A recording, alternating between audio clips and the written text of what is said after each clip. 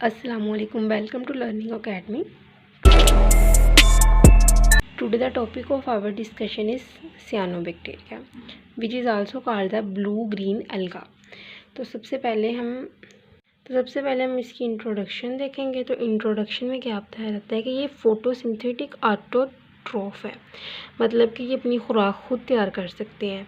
Usually जो bacteria होते हैं ये हेट्रोट्रॉफ होते हैं, लेकिन ये फोटोसिंथेटिक ऑटोट्रॉफ है कि ये अपनी खुराक खुद तैयार कर सकते हैं due to the presence of chlorophyll A and C phycocyanin. तो क्लोरोफिल ए है वो ग्रीन कलर की होती है, और सी फाइकोसियानिन जो पिगमेंट होता है वो होता है ब्लू कलर का। इसी वजह से इनको ब्लू ग्रीन अलगा भी कहा जाता है। और उसके बाद ये कि ये प्रोकैरियोटिक होते हैं। इनके अंदर जो होता है न्यूक्लियस जो होता है प्रोमिनेंट, मतलब कि मेम्ब्रेन बाउंडेड न्यूक्लियस नहीं होता, ना ही मेम्ब्रेन बाउंडेड ऑर्गेनेलिज पाई जाती हैं। इसीलिए इसको प्रोकैरियोटिक ग्रुप में भी शुमार किया जाता है। पहले इसको अलगा के साथ रखा भी गया था due to the that photosynthetic character, लेकिन बाद में इसके अंदर जब देखा गया कि इसके अंदर ना तो प्रोमिनेंट न्यूक्लियस है और ना ही मेम्ब्रेन बाउंडेड ऑर्गेनेलिज है, तो उसको बाद में अलहदा ग्रुप में रख दिया गया। तो उसके बाद है कि ये एक कॉलोनियल ऑर्गेनिज्म है। तो ये ज़्यादातर जो कॉलोनी बना के रहते हैं, लेकिन कॉलोनी के अंदर कोई भी सेल दूसरे पे डिपेंड नहीं करेगा, एक दूसरे से बिल्कुल इंडिपेंडेंट होंगे कॉलोनी में।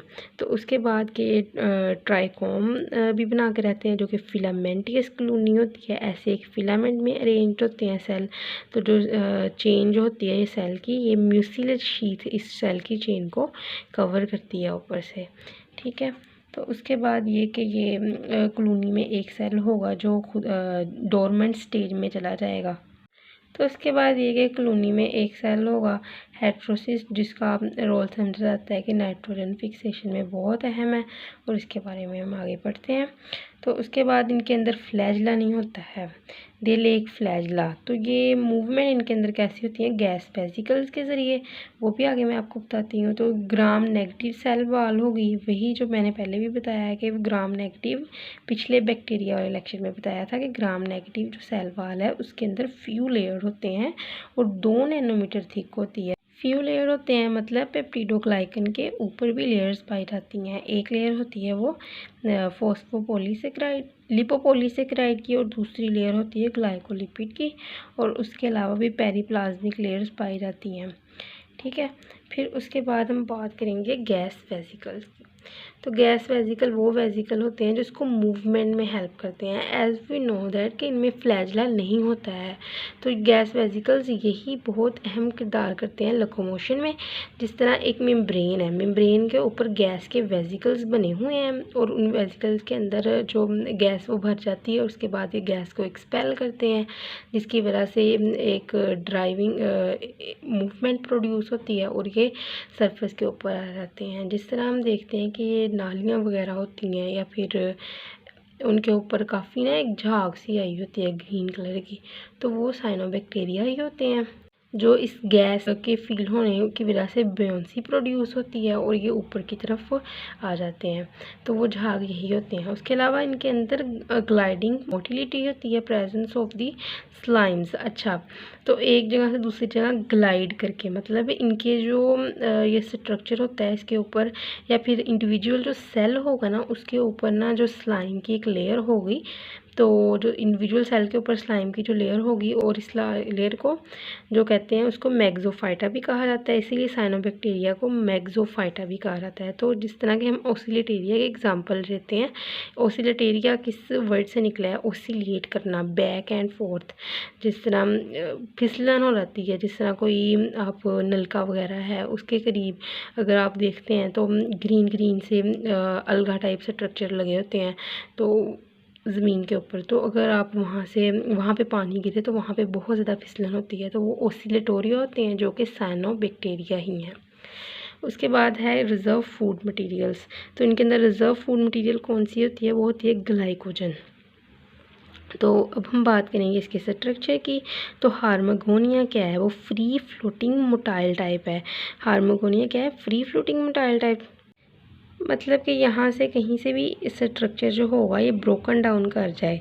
तो जो हार्मोकोनिया होते हैं इनके अंदर ये एबिलिटी होती है कि ये खुद फ्रीली फ्लोट करें और आगे अपना खुद एसेक्सुअल रिप्रोडक्शन इनके अंदर होती है ना, सियानोबैक्टीरिया के अंदर इनके अंदर सेक्सुअल रिप्रोडक्शन नहीं कॉमन होती, तो बल्कि होती ही नहीं है। तो हार्मोकोनिया जो होते हैं ये फ्री फ्लोटिंग मोटाइल टाइप हैं, इसके ज़रिए ये फ्लोट कर सकते हैं और रीजनरेट कर सकते हैं अपने लॉस्ट पार्ट को।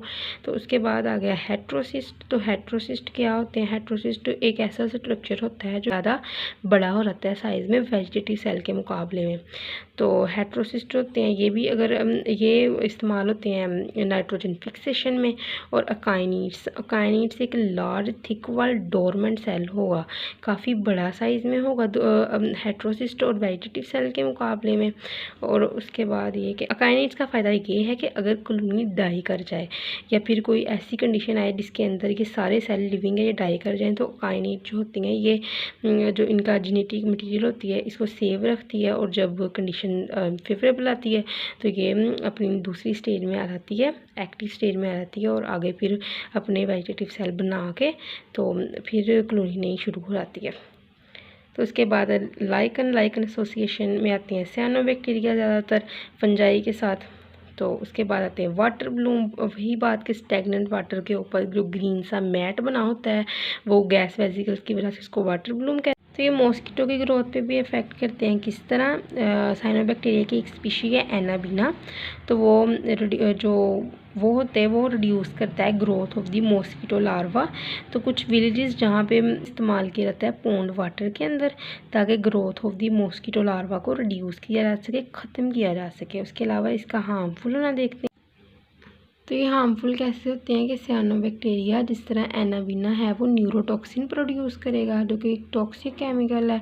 तो उसकी वजह से जो वाटर होगा पॉन्ड्स के अंदर या रिवर्स के अंदर जिस भी एरिया में ये पाए जाएंगे, तो वहाँ पे जो लिविंग स्पीशीज़ होंगी वहाँ पे जो लाइफ होगी वो डिस्टर्ब हो जाएगी। और उसके अलावा ये कि वहाँ पे रहने वाली फ़िश या फिर पानी, वो स्टैगनेंट पानी को अगर कोई ह्यूमन बीइंग पी लेता है तो उससे उसको भी अफेक्ट होगा, बहुत बुरा अफेक्ट होगा। उसके अलावा ये ग्रो करता है वॉल्स के ऊपर या फिर रूफ्स के ऊपर रेनी सीजन के में, तो जिसकी वजह से कोरेजन होती है, और उसके अलावा पेंट्स ख़राब हो जाते हैं और उस जगह पे लीकेज होना शुरू हो जाती है। तो ये टॉपिक हमारा यहाँ तक ही था। Thank you so much.